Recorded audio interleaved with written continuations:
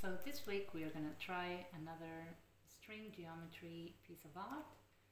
For that I have run out of wood, meaning that I will have to resort to the good old piece of cardboard here. Okay, for this work we are going to need pins. If you want to do it in wood, you can use nails instead of pins. Measuring tape or ruler, pencil, and some string. Cool. So you will see the geometry construction on the plan that I sent. And I'm going to show you how we're going to start it. So first thing you're going to do, you're going to measure the middle. You're going to find, as usual, the middle of your page or the middle of your board or the middle of your piece of cardboard, and you're gonna mark it. And once you mark it, you're gonna draw perpendicular lines that go through the middle of your board / cardboard piece or whatever you're using. I, as I said before, ran out of wood, meaning that I have to resort to this good old piece of cardboard, and this is my middle right here.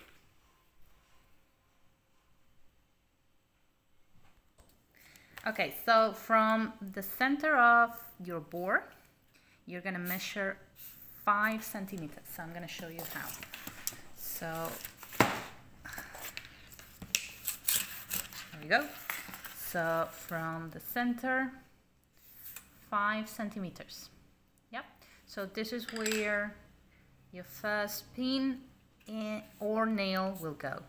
From there, you're going to position your ruler or measuring tape on your first pin or nail, and you're going to measure 3 centimeters. Right here. You're going to take another pin or nail if you're working on wood, and you're gonna mark it. From there, 3 centimeters, and you're gonna take a nail or pin and mark it.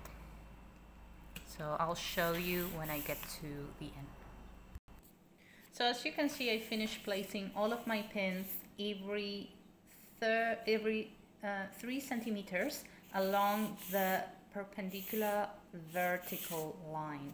Remember that the first one from the center of your board to the first pin is 5 centimeters. Now you're gonna measure how wide your board is, and you're gonna leave 3 centimeters on each side. So in this case, I'm gonna mark 3 centimeters here, and 1, 2, 3 centimeters here. Yeah, so 3 centimeters from the edge to the inside of your board. Okay, so I'm gonna place another 2 pins here.